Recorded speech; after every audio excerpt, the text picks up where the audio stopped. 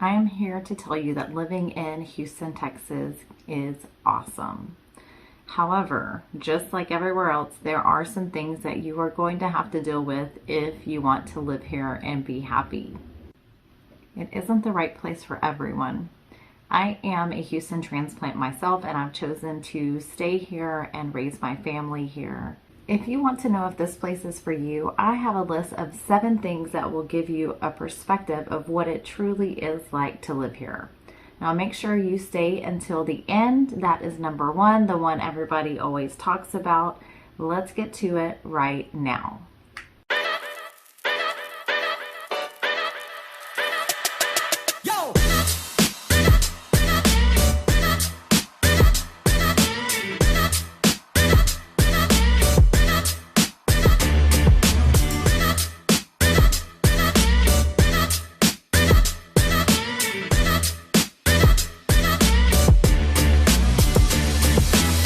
My name is Amanda Wilks with Realty. If you want to know everything there is to know about living and loving Houston, Texas, make sure and subscribe to my channel. Click the bell so you're notified every time there is a new episode uploaded.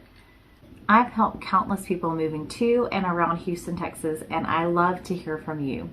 Shoot me a text, give me a call, or an email whenever the right time is for you, and I'll be happy to be your adventure guide when moving to Houston, Texas. I want to tell you all the parts of living in Houston, Texas, not just the great. Houston is like a Sour Patch Kid. Sometimes it's sour, sometimes it's sweet. So let's get started right now. Number 7 on the list are pests. We have got a lot of pests here. If you didn't see my other video talking about our cockroaches, we have over 30 species of cockroaches.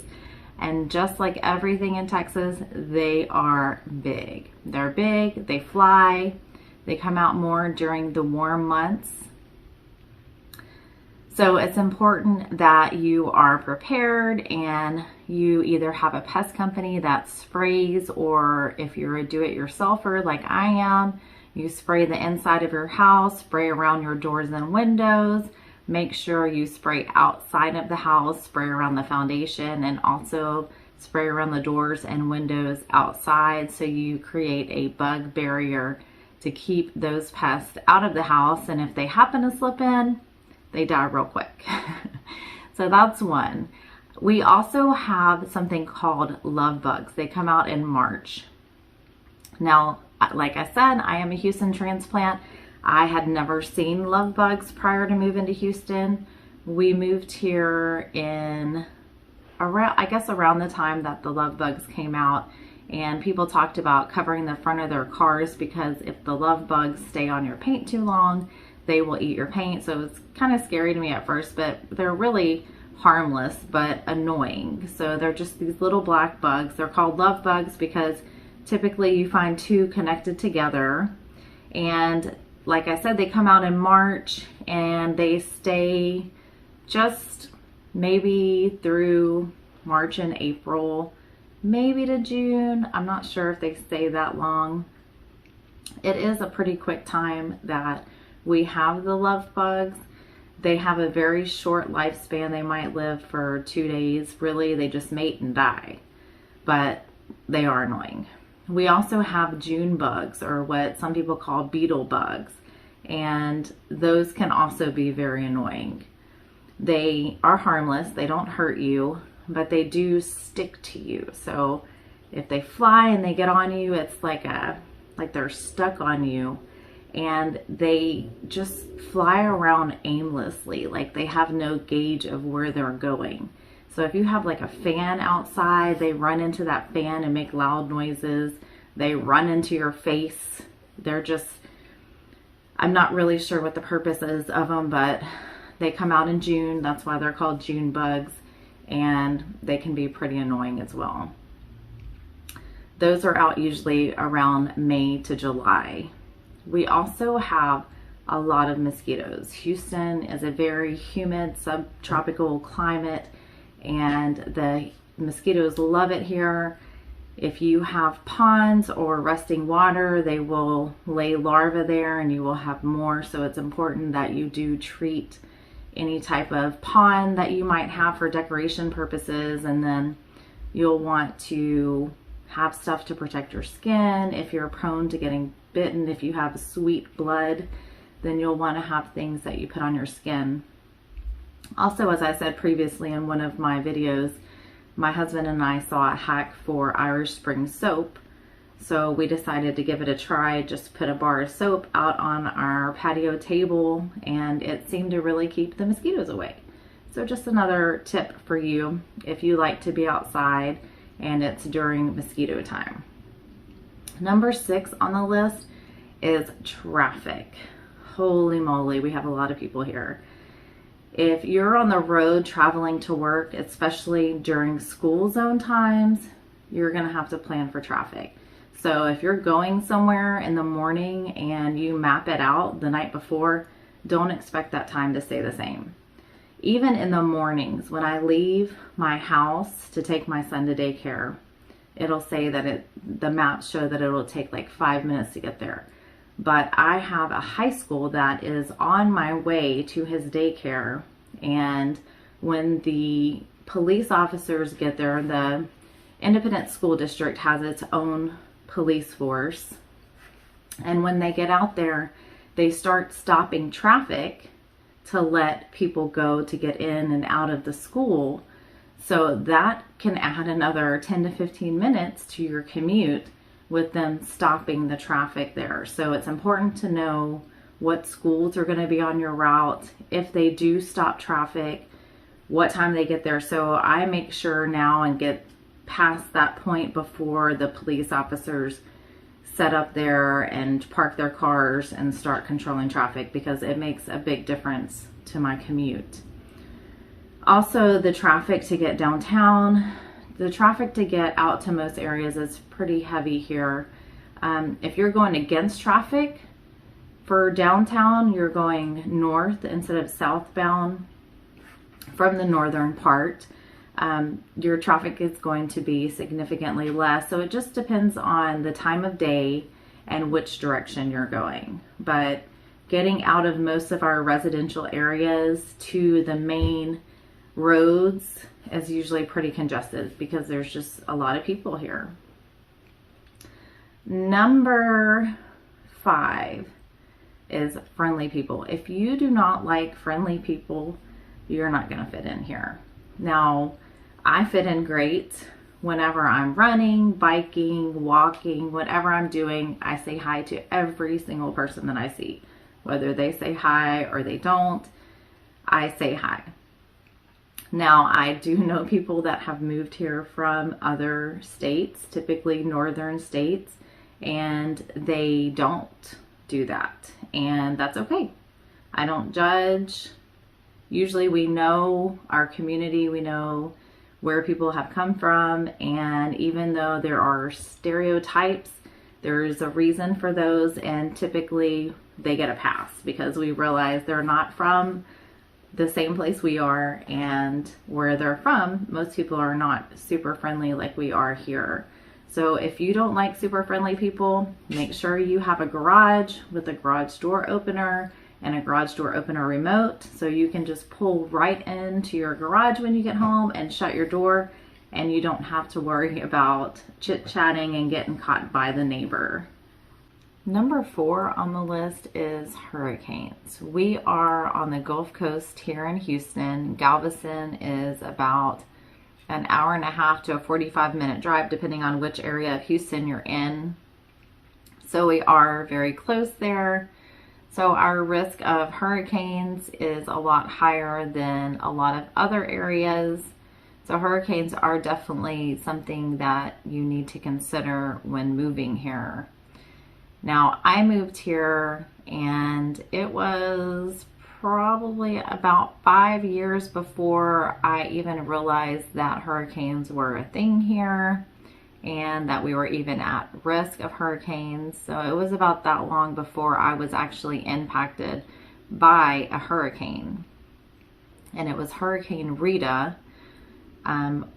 So much of Houston evacuated. People were running out of gas. People were sitting on 59 north, south, or however they could get out. They were sitting there so long, for hours and hours.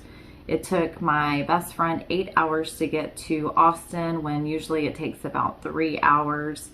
It was just insane. I chose not to evacuate at that time. The governor had said if you're going to evacuate, you need to do it by a certain time. And so people were complying. I chose to kind of hang out, have a little hurricane party, see what was going to happen, because I did not want to get stuck in that. So the next morning, I decided I better take my son and we better actually leave, because we might be stuck here with no electricity and bad weather.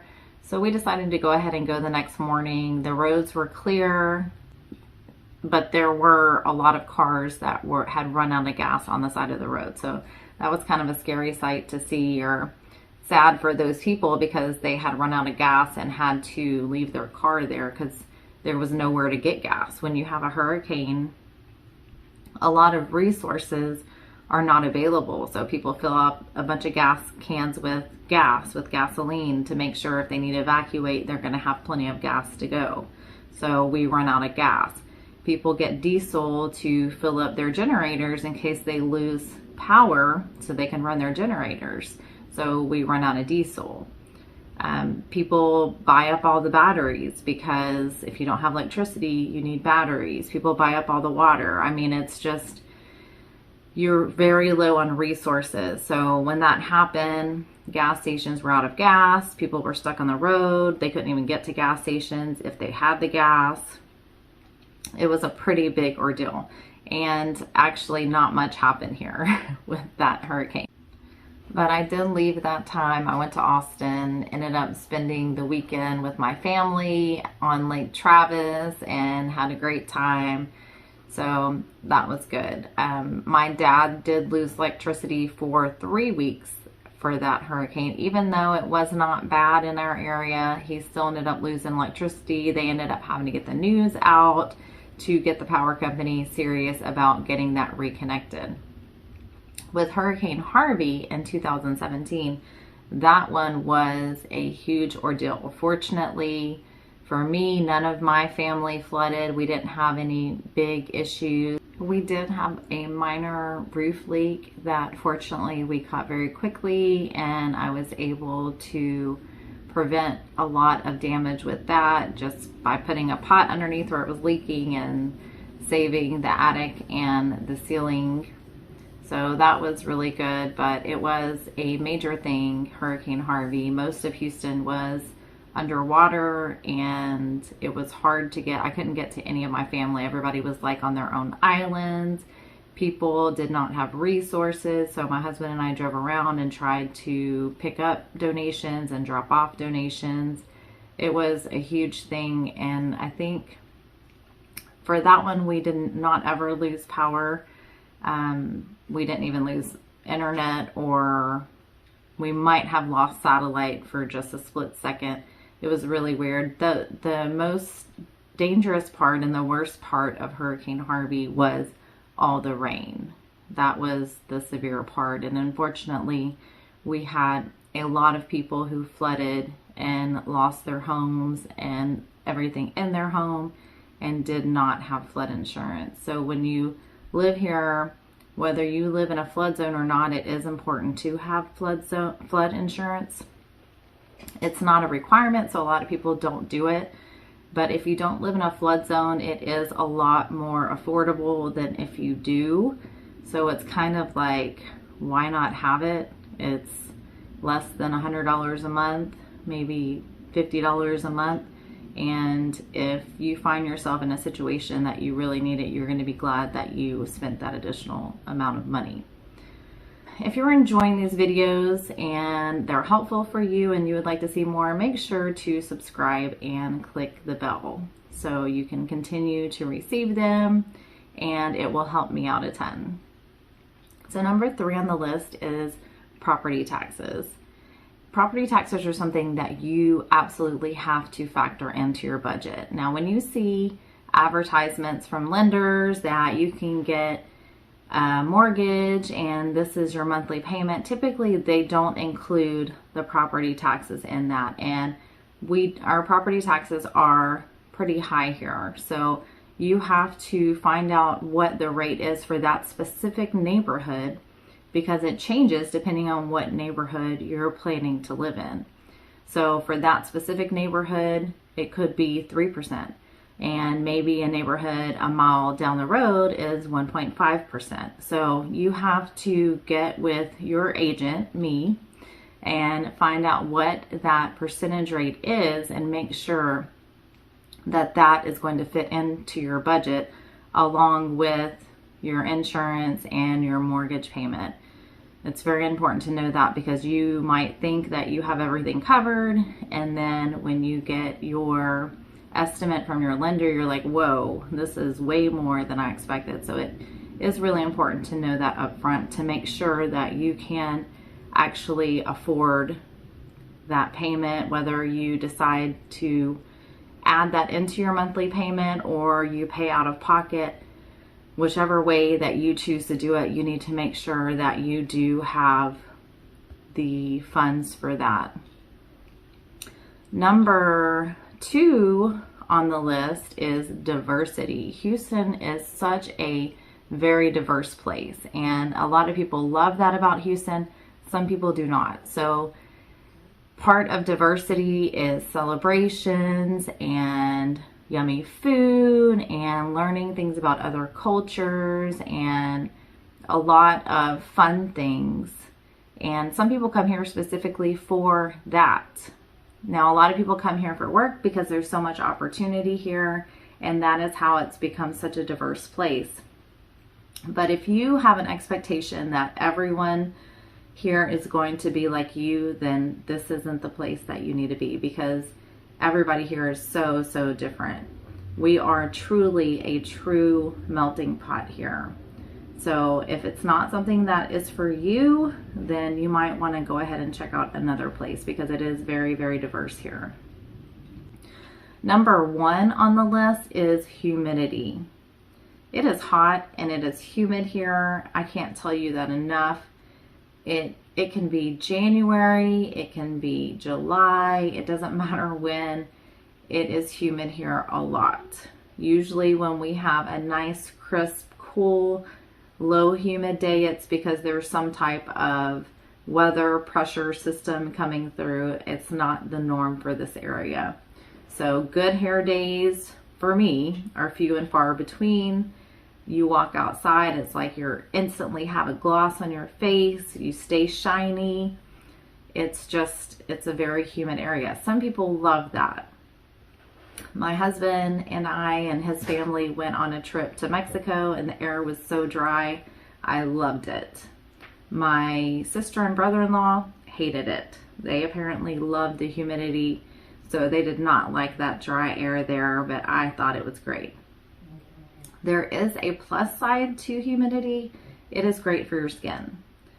Dry areas will dry out your skin, and your skin will crack, and that will increase your risk of wrinkles, where humidity moisturizes your skin, keeps everything nice and soft, and reduces your risk of having wrinkles. So that's a nice perk. Those are 7 reasons not to move to Houston, Texas. If you can't handle them, you don't need to move here. If you can, we need to discuss why you're moving here, where you want to be, what you want to be close to, what type of lifestyle you're looking for to make sure that you don't purchase in the wrong area. You don't want to waste your time renting and looking for another place when you can hook up with me and my team, and we can find out what your needs are and make sure we get you in an area that fits those needs. Our goal is to make sure that you find what you're looking for and you have peace and joy while you're living here, but you have to reach out to make that happen. So make sure, reach out, contact us, and we will help you and be your guide when moving to Houston, Texas. Until next